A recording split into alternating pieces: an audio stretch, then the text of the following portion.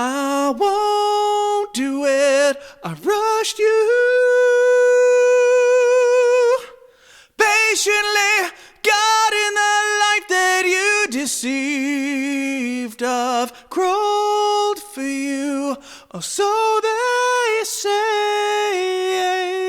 We rise to it, fall again into the same dream. You won't have to wait long. They'll show up again. Make way for the fall. Wake up, there's blood in your sweat when you wake up. Coward, blood-sucking liar. Who you gonna call when you wake up? See now what you gonna see when you wake up. Man, you little fucking liar. Your head on this chopping board.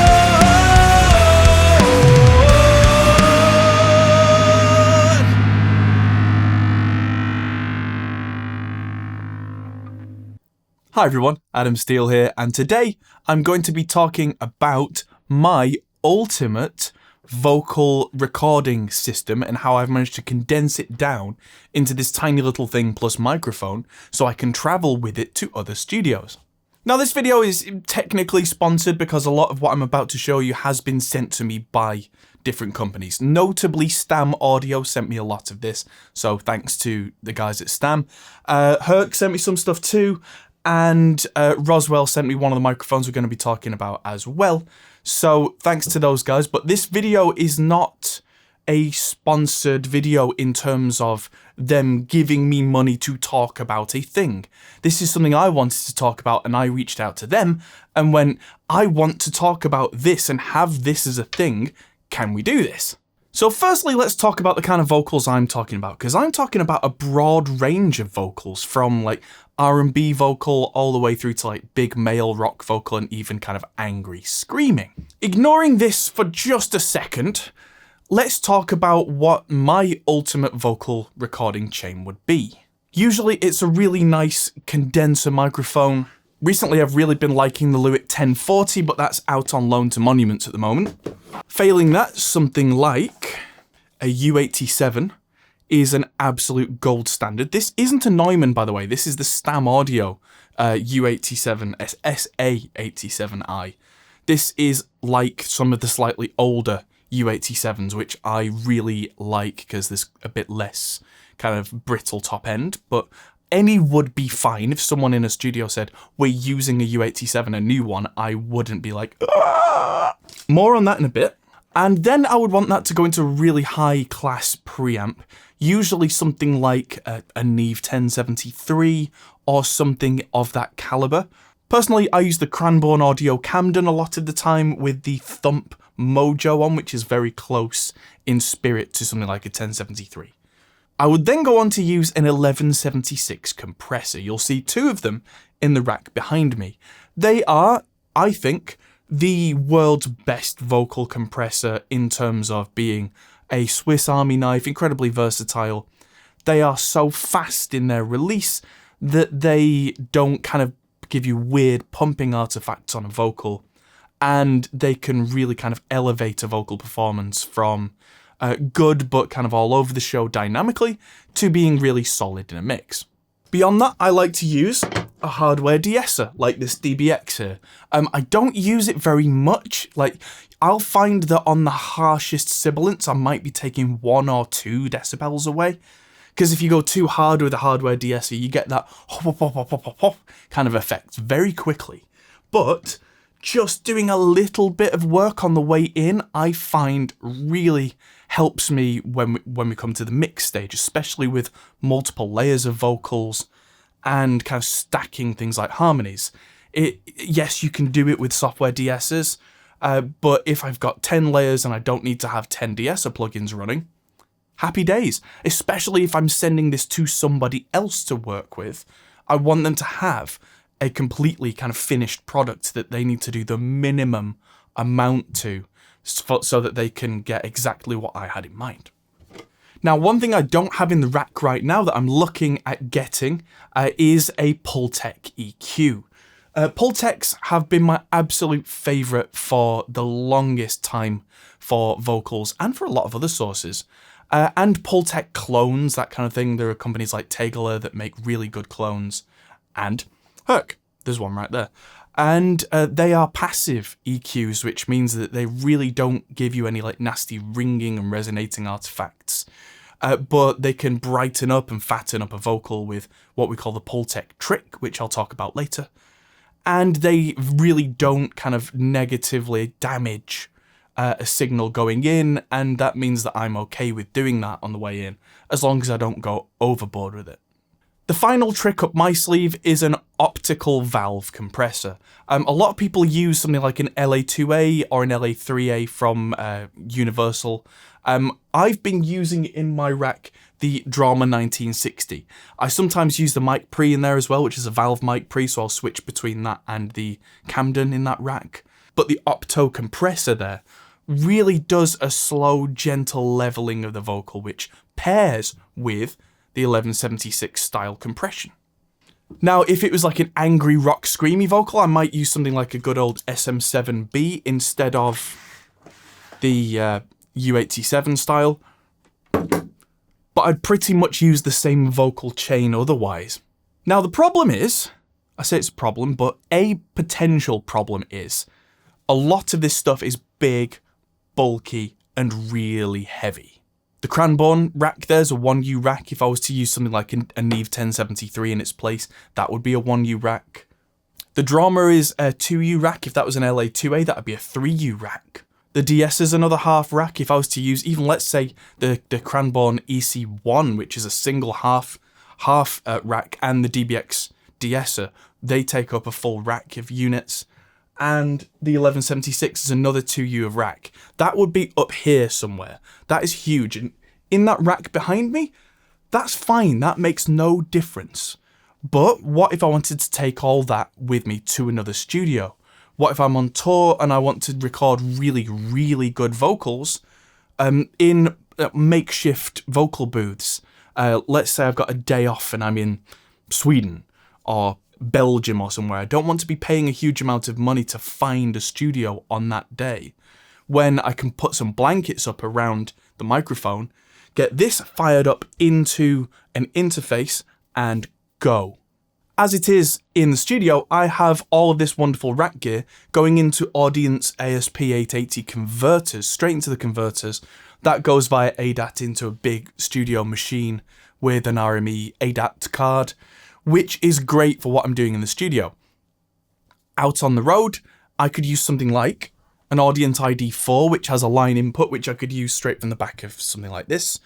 Or I would use now an Audience ID24, which is their smallest unit, which has straight converter inputs on the insert returns. So if you don't want to use the line inputs, which are really clean on this anyway, then you could go incredibly cleanly from something like this, straight into that, straight into whatever laptop you're running, whether it's a Mac or whatever it is that you've got. This doesn't make any noise. The ID24 doesn't make any noise. If you've got something like a MacBook Air, that doesn't make any noise, so you could have those in your makeshift vocal booth with you. Or if you're at somebody else's studio even, you could borrow their vocal booth and have your recording chain in that room with you. But let's talk more about this, because this is a 500 series rack. I've been getting a little ahead of myself. This is the Midas L6. There is also a Midas L10, which I have over there, which is 10 of these slots, so it's quite a bit wider, and it's a full rack mount thing that is a big chunky thing. This is a little smaller and has a handle on the side.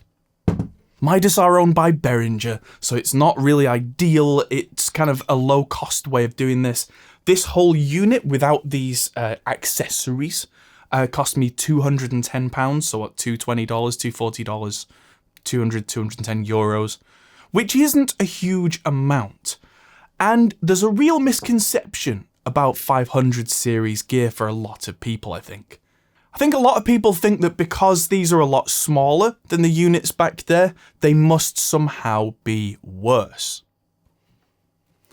And something that's worth explaining is one of the reasons that a lot of the units in the rack back there are so large is that they have traditional power supplies in them that convert AC voltage from the wall into DC voltage, which is what pretty much all audio gear really uses inside. I'm sure someone's going to come along with an exception somewhere in the comments, but largely speaking, preamps, compressors, all this stuff actually runs on DC voltage. And somewhere inside the piece of equipment that you plugged into the wall, it has to be converted. So the way that the 500 series works is it's all converted in this piece on the side here, and then just distributed power-wise, just the DC's fed straight out to each one of these units, which means they don't need to have their own power supply, so you're really saving on space because you don't need that 6 times over, or 5 times over in this case, because this one's a double width. You also don't need to have separate XLR inputs and outputs because they're all on the back here. You don't need a patch bay because there are buttons on the back that link each one of these into the next one, which I can unpress and have these all as separate pieces of equipment if I so desire. But the way this works, I'll have a microphone in a minute, which I'll plug into an XLR cable, which goes in the back of part 1, which goes 1, 2, 3, 4, 5, and comes out the back on output 5. There is no output 6 on this because there's actually nothing here. This La3a from Stam is just so big because the components are so big that it takes up 2 seats, which it has to because the pieces of equipment in there are so big. And now on BBC Radio 4, the shipping forecast. West weatherly, slightly rainy. East Humberdoo, cloudy. And North Pepperington, extremely schmeng. Now you should be able to hear, after those little demos, that this is a big sounding setup that I have going on, but I'm going to break it down bit by bit. So firstly we have the 1073 5T, which is a 500 series version of the 1073 rack, and this has 2 stages of gain. There's a kind of an off position in between them, so I've just gone up above the off position, which for speaking is ideal for that kind of big, thick Neve sound. When you heard me do that kind of power vocal there, it was distorting a little bit, but that was with the gain significantly lower and the trim higher up, because the gain and the trim can be kind of played with. The valve on this, which is not, there is no valve on a traditional Neve, does start to kind of saturate, which can be a nice thing, especially in a busy mix. But if that's not what you need for a particular piece, you can turn the gain down and turn the trim up. And that way you will have a cleaner signal going into the next part. A 1, 2. So I've just plugged into just the Neve preamp now. So that's what you can hear. And if I turn the gain up and up and up and up, you'll hear a nice thick kind of sound, but with no compression, no EQ, very kind of straight ahead. And as I get quite loud, it's really starting to bring that valve, that tube, into play. So next up is what I figure is kind of the main thing, the main part of the show, the Fiesta Resistance, which is the 1176. This is the Revision A, which is my favourite for big vocal sounds. The ones that I have in the rack back there are, well, they're custom built, but they're based on a Revision D, which is the low noise version, which, well, the name says it all, really. This is the only revision that had FET stages, FET stages, on the input and output, so it kind of gets quite crunchy very quickly, which really fits in a mix quite well. You'll see other companies like Blackline Audio have their Bluey. Chris Lord-Alge, the world-famous mix engineer, has an original blue stripe Revision 1176 that he considers usually his main go-to main vocal compressor, because it really helps things to stand out in the mix. So you're just hearing these two now. And so I tend to have it at 4:1, the release as fast as it will go, because we do not want pumping on a vocal. The attack I can play with. If the vocal isn't clear enough, I can get more attack. If it's too clear almost, I can have the attack really slow. But that I just have to play with per singer. The input and the output, generally I want the input set so that when I get a big vocal note, I'm kind of almost pinning the needle. And the output tends to stay around here, maybe a little less, depending on... There we go. That's probably where it should be to get a nice amplified signal going up to the next part, which is the De-Esser. Now I've plugged in the De-Esser, so these three are plugged in, and you can see that I've got quite a bit of de-essing going on. But I do not like this high frequency only mode. It kind of makes it sound like you've got no teeth. Without that, it's basically just a high speed compressor that's just taking the whole level down just on those S's, which is quite acoustically transparent because it's just a general level thing. It's not really manipulating the tone of everything, whereas the high frequency only mode does. So I've kind of gone up to about 4K to find that kind of really aggressive kind of sound. And then there is a range, so it's just in the normal range. It's only taking a few dB out. Some people have this before the compressor. I tend to like it after the 1176, just because then the 76 does kind of distort those sibilants a little bit, which gives them some crunch and character. Then the De-Esser is taking away the too muchness of it. And then we come on to the Pultec. Of course, this is the HRK Pultec, which is very affordable. And I'm mostly using this to give kind of what you might describe as a smiley curve. So the low end is bigger, but the low mids are cut, and the high end has a little bit of a lift on. But as you can see from where the dial is for the high frequency boost, I've not gone crazy, because without it, it still sounds pretty good, but with it, it just kind of gives a certain magic. That's way too much, so I've just backed it off. The magic of the Pultecs is that the boost and cut are on separate controls, and they do different things. It's the fact they do different things that really kind of sells it, because a low frequency boost on a Pultec does what it says. Without it, the low end's not bad, but it's a little bit thin. If I bring that in, we get that big radio voice. But the low frequency cut, it kind of works. It pulls a lot of low mid frequencies. So with the boost and the cut together, I can kind of bring down the overall amount of boomy low end, but also scoop out some of that 400-500 hertz stuff, but without using an active EQ, which would ring and be quite kind of obvious sounding.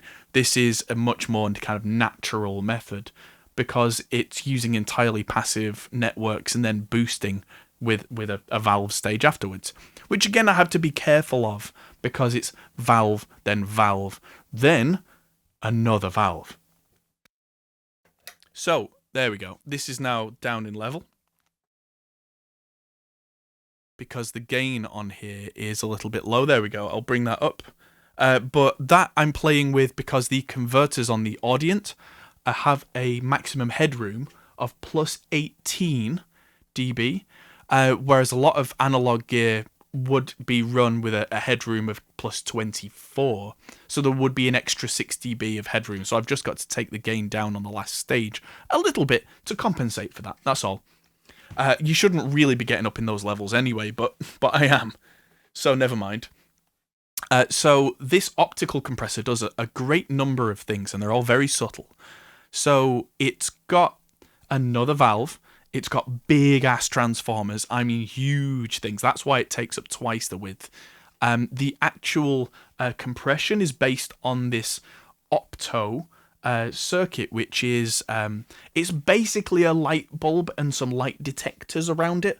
And the reason that's important is that traditional old school light bulbs, have you ever noticed when you turn off an old light bulb, it doesn't just turn off, it kind of goes kind of dark and then fades away? That's what we're using this for, is that a traditional light bulb doesn't just turn off. It goes light, medium, low, low, low, low, low, low. So it's got a kind of a two-stage release, which is, when we use it on audio, really natural. So that's exactly what happens in an LA2A and LA3A.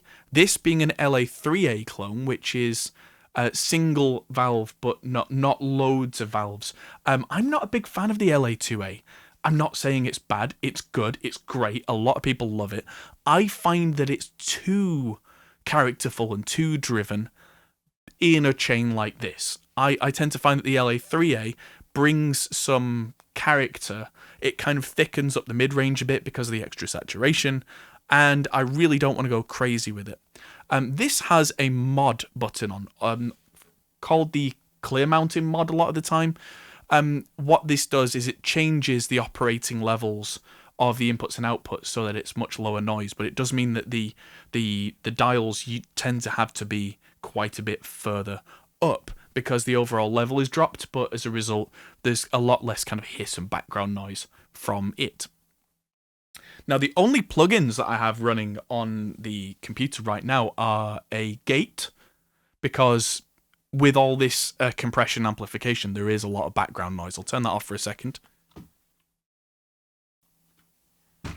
And suddenly you should be able to hear an amount of hiss. Not a crazy amount, but definitely some hiss. If I turn the gain up on the mic pre, there we go. Now I'm getting that kind of radio voice, and I'm making the 76 move significantly, but also that's just about touching the opto, if at all. So if I bring the peak reduction up until I see something happen, there we go. It's quite high up on this because spoken word is a lot lower in level, generally speaking, and so then the gain overall is just relative to keeping everything just the right kind of volume for the converters so that they don't clip. There have been a couple of clips, but nothing major. But this looks on screen now like it's coming in way louder than I would generally track. I tend to tell people with the gain staging stuff, -18 is where you want to be, but that's RMS. And this is coming in at probably, if I just hold... Yeah, if I just hold a note that's kind of constant, so it's not got the peaks and troughs, it's just about above -18, -15 even though the kind of the big bits are going significantly higher. With the 1176 and the LA3A, they are keeping all the transients at bay, so they're stopping any real nastiness from getting through. Let's quickly switch to the SM7B, and then we'll start talking about size and weight. And 1, 2, and we're on. And this should be the most fantastic sounding SM7B you've ever heard. Blah, blah, blah, blah, blah, blah, blah, blah, blah. Okay, so I switched to the SM7B, and this should be probably the most fantastic sounding SM7B you've ever heard, because it's got the nice kind of valve in the Neve pre-stage. It's then got a little bit of compression going from the 76, which if I really get loud, that will then start really doing its thing. Hey! That kind of thing. And suddenly it's going. Then we've got the De-Esser, which we don't need very much, and that's only happening when I'm not speaking, because it's not level dependent going in. There's a bit of background kind of tss, hiss, and so when I'm not speaking, that's when the lights are on, which is absolutely fine.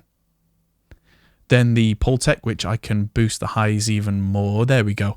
You've probably never heard this kind of big richness out of an SM7B, and what's happening is the Pultec is really kind of... Oh, there we go. The Pultec is really kind of doing the MVP thing here. If I turn that off, it starts to sound boxy again. So without the Pultec, everything sounds very low-mid, kind of stuffy. And with it, suddenly, there we go. Low-mid is clear, high is clear. Everything sounds richer and more expensive. And then the LA3A is doing the extra kind of thing at the end with the richness and just the niceness. Let's see if I can get the bypass. There we go. Oh, yeah. So that's actually higher level without...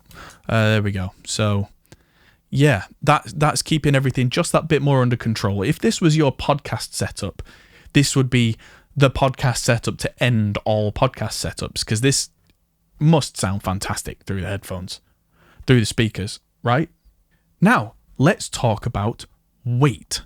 I mean, the weight of the microphone and size of the microphone, that's entirely up to you for the minute. This is quite chunky, but Liam has given me this so I can weigh things. So let's just zero it out. So this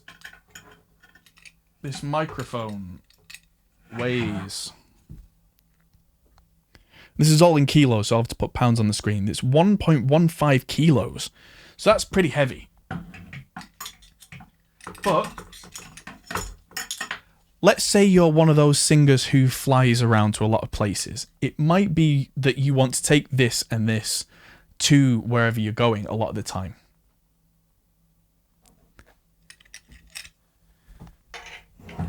Is this still plugged in? Let's get it weighed.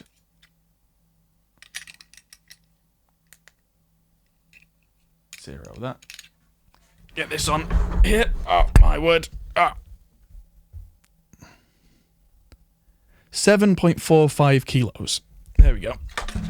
So that might sound like a lot, but if you've got a 23 kilo carrying capacity for your case, your hold luggage that you take on a flight, these together take up less than half of that. Of course, you need some cables, probably something to protect the front of this and the case for this.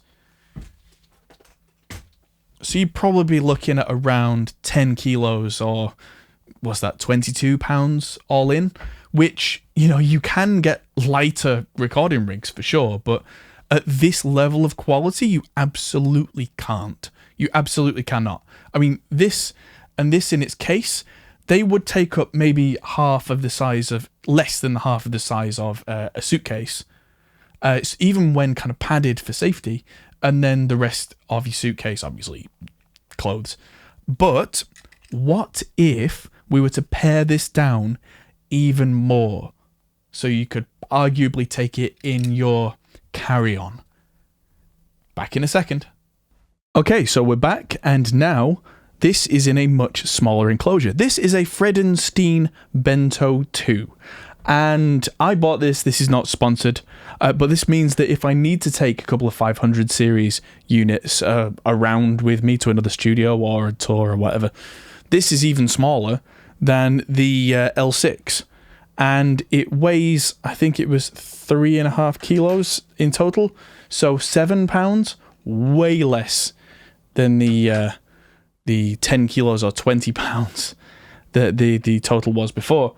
But whilst we're slimming down, let's say that the U87 is too much. How about something smaller? Because if we're going with smaller, this is now going to be the everything. Unless you're using an SM7B.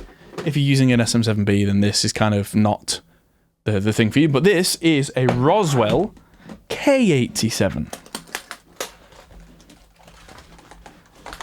And relatively speaking, this is teeny tiny. Which also means it weighs a lot less. Let's get this up on the stand and see how this sounds. So there we are, the K87. It's a big sounding microphone. It's not got the transformer in that the bigger Stam 87 has, so it's missing a little thickness, but it's also got a bit more clarity because of that, so it's a trade-off. And that's now still going into the Stam 73, into the 76, which you can see the needle bouncing around. Let's just do another vocal demo with this. A 1 2 1 2 1 2. A 1 2 2 2 2 2. Hey!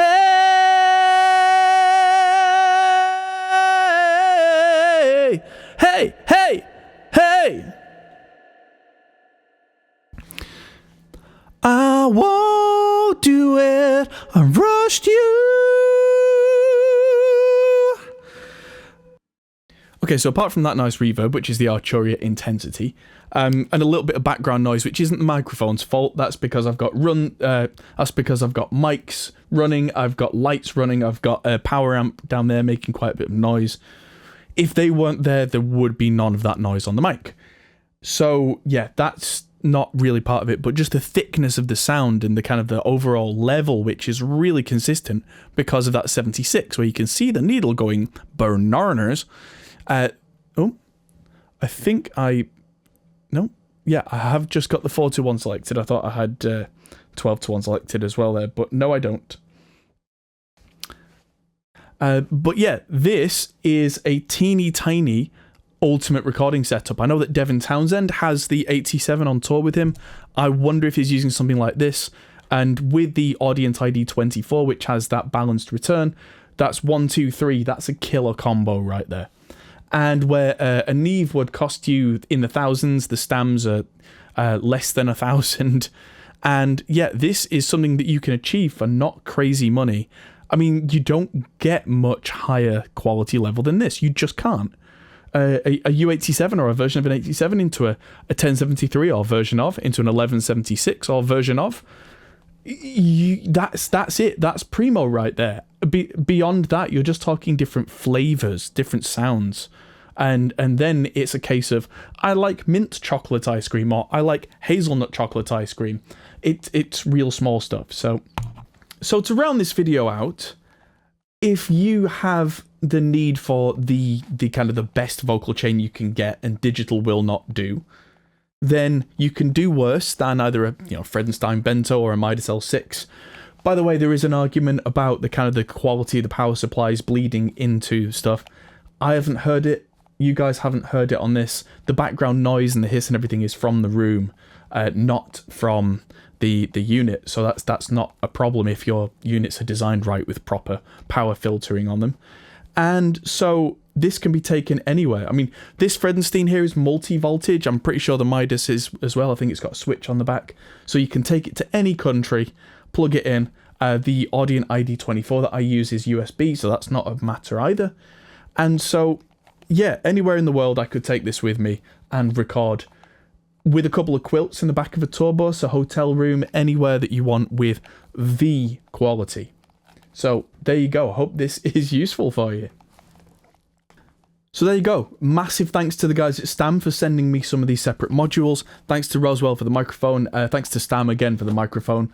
And thanks to the patrons on Patreon for helping support us to be able to get things like this Fredenstein unit and the Midas unit. Thanks to HRK for the Pultec style EQ. All the links to all of the stuff that has been sent here will be in the description so that you can go and get the similar stuff. And so, yeah, big thanks to everybody who's watched. There's loads more production stuff coming up. I hope you enjoy it. And thanks, everybody. I'm Adam Steele. I'll see you in the next video. Goodbye.